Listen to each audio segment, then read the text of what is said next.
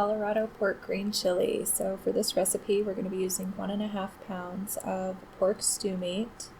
We're going to go ahead and season that with 1/2 teaspoon of thyme, 1/2 teaspoon of black pepper, 1.5 teaspoons of oregano, 1 teaspoon of garlic pepper, 1 teaspoon of onion powder, and 1/2 teaspoon of garlic powder, as well as 2 tablespoons of fresh cilantro, 1 tablespoon of olive oil, 10 Anaheim chili peppers, 3 jalapeno chili peppers. You guys can also add a serrano pepper if you want this to be spicier, 1 medium-sized white onion, 5 garlic cloves, 1.5 tablespoons of chicken bouillon, 1 jar of salsa verde, 1 can of green enchilada sauce.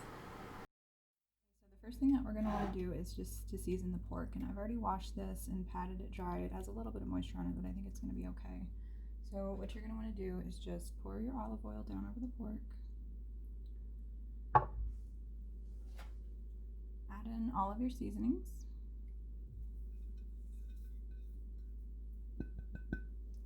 and then just go ahead and mix this up.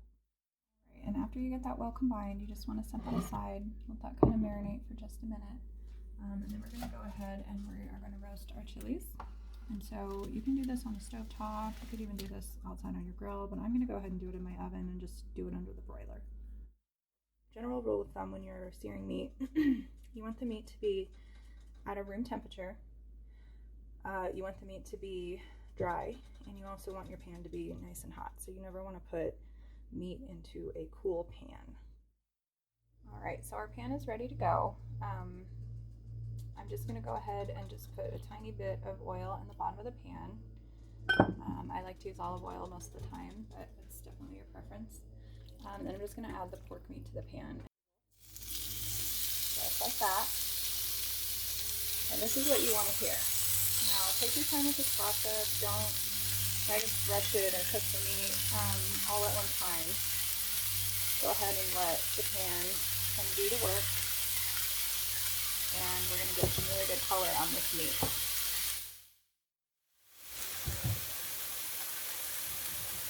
Alrighty guys, so we got that meat going, and I'm just going to pull these chilies out. So you can see they're kind of getting blistered on the top there. That's exactly what you want to see. And then we're going to just go ahead and we're going to flip these all over, and then we're going to put them back in so that we can roast the other side. Alright, so I'm just going to take this meat out. It looks pretty good. It doesn't have to be perfect by any means.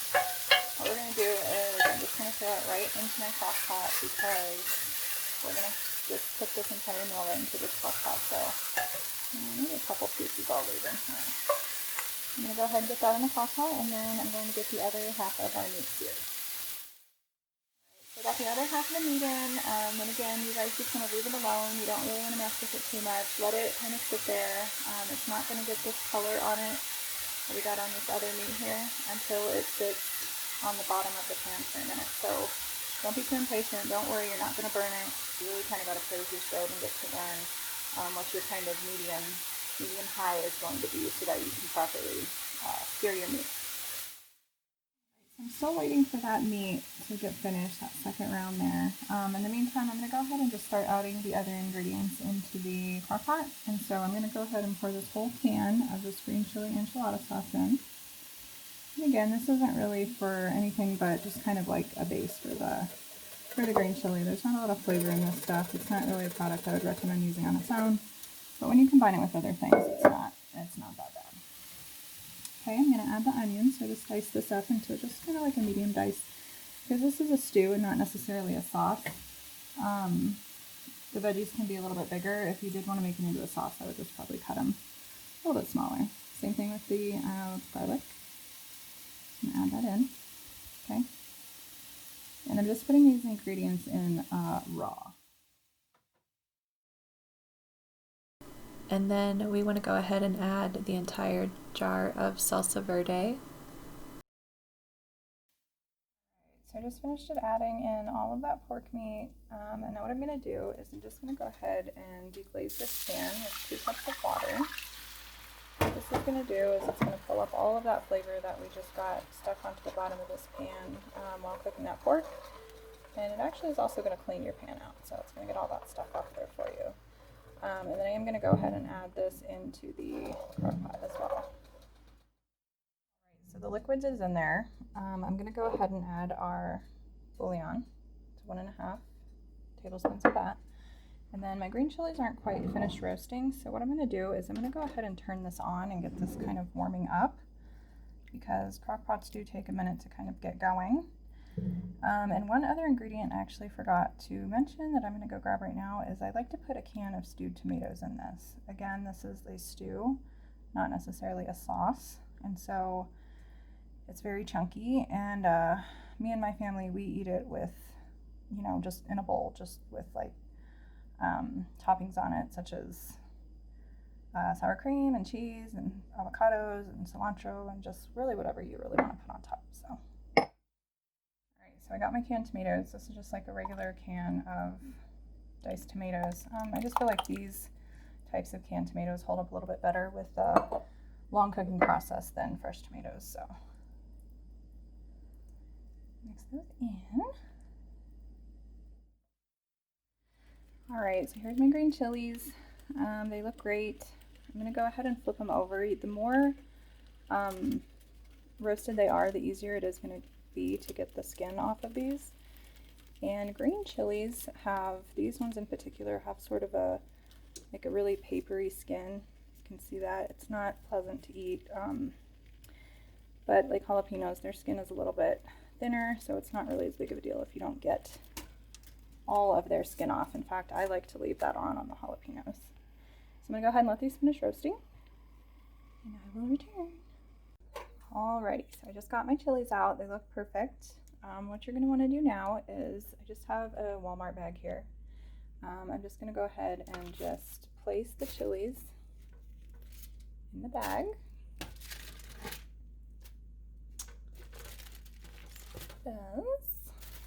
And the purpose of this is to, you're going to steam the chilies, and what this is going to do is it's going to help the skin to kind of release from the flesh, and it's just going to make them really, really easy to peel. So I'm going to go ahead and seal this bag up, and then you're just going to let them sit for about 15 minutes, and then we'll be able to take them out, peel them, and they will be cooled off enough to handle at that point.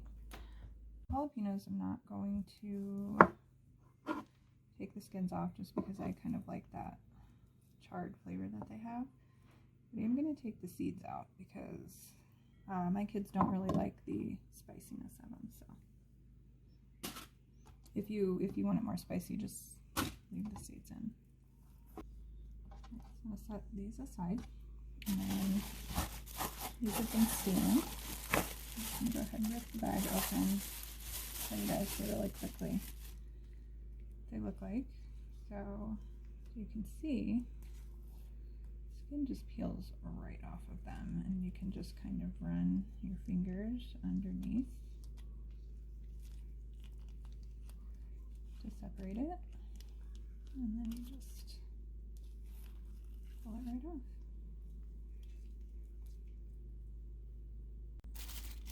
Alright, and then the last one here. See how easily that skin is coming off those chilies. This is exactly what you want, and this is why you really want to make sure that they roast long enough and that you're turning them, because you don't want to get sides that are too well done, too burnt, because that's just going to like cook away all of the flesh of the chili, and you're going to be left with just a burnt skin. So coming off beautifully there. Okay.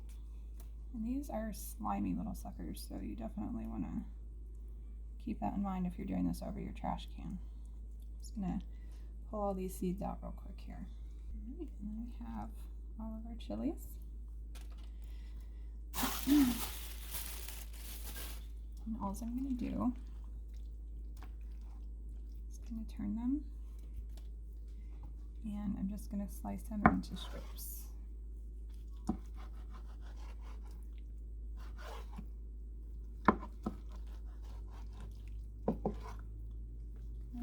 I like the pieces kind of big. If you wanted to make your own, like the green chili enchilada sauce that I used, if you want to make your own, take like, I don't know, make a little bit more chilies and say maybe about like 8, and then get them to this point, put them in a blender, blend them up with a little bit of water, and you'll have pretty much the same thing that's in that sauce there. So turn them to the side. So now they're in nice long strips. Okay, and then you're just going to cut them into pieces.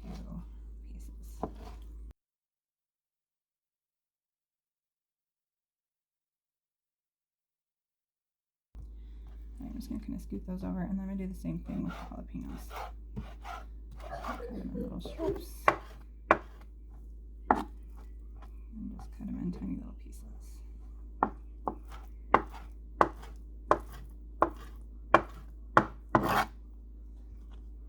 And then we're going to add this into the crock pot, and then we're just going to let that cook. Probably want to let it cook on low for, let's say, 7 to 8 hours. If you're cooking it on high, 5 to 6 hours is probably going to be sufficient for you.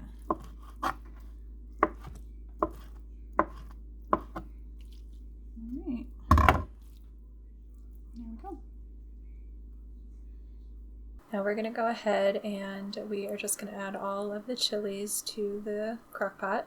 These green chilies are really going to be the heart of the dish, so you really want to try to roast your own chilies if you can, or find the kind that are in the freezer section that are already roasted for you. Alright, we're just going to stir this up, and if you want to, you can add some fresh herbs right now. It's kind of not really necessary because the long cooking process is going to really blacken them and take a lot of the flavor away from them, so I like to add a good bunch of fresh cilantro right before serving the chili. But that's it. That's how it's going to look like before it's all the way done. We're going to cook it for about, like I said, 6 to 8 hours. I'm going to do 6 and do it on high today. So whenever it's ready, I will get back on here and show you guys the finished product. Alright, we are almost ready to get eating here. So all I'm doing right now is I'm just going to make some really simple cheese quesadillas. If you guys haven't used these tortillas before, you can see I'm very good with my, there we go. They come raw in the grocery store, and they're actually a pretty good quality. If you don't have time or you don't have the ability or knowledge to make homemade tortillas, these are a really, really good alternative to homemade tortillas. So cook really fast. As soon as you see them kind of start to bubble, that's when you want to just go ahead and flip them over. That's doing. That looks good. And then as soon as you cook it, you just want to go ahead and add your cheese. And I'm just using a Chihuahua cheese here today. Pop that little bubble.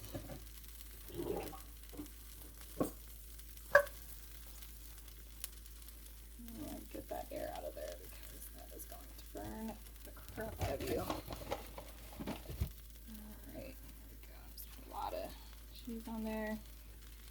And then the top. Alright. So here's the finished product. So you can see all the onions are cooked now. Everything is all cooked together and it looks great. And the green cilantro, the bright green cilantro, is really nice in the end to add that in. It adds a nice bright fresh flavor as well as that vibrant color. So we're just gonna serve it in this bowl. Okay. Couple good scoops in there. And then I'm going to go ahead and get this quesadilla off of the burner real quick, and then I will show you guys once I garnish it and everything. So I just have the chili in the bowl, and then I have my little all my little sides here. So I made some little cheese quesadillas. I got some tortilla chips, just some shredded cheese, sour cream, cilantro, and then the limes. So you just want to sprinkle in your cheese. And I'm a big fan of cilantro, so I'm going to put a good amount on there. Okay. To add that at the very end, right before serving. I'm just going to squirt a couple limes in there.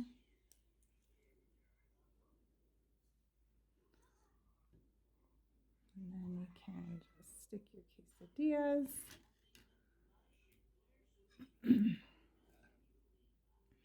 Get our little dob of sour cream.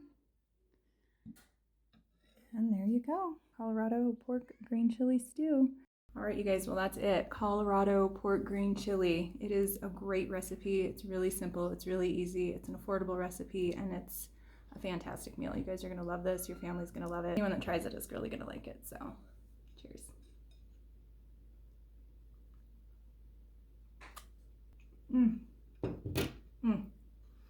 So it's a little bit spicy, not too spicy. It's definitely got a little bit of a hint there. If you guys want it a little bit more spicy, just add a serrano or leave those jalapeno seeds in there. And also one thing I forgot to mention earlier, if you are going to use the sauces, try to grab the mild so that you're able to control the amount of heat that you have in your dish. So if you like the video, subscribe to my channel, give me a like, give me a thumbs up, give me some feedback. This is my first cooking video I've ever made. So thank you guys so much and have a great night.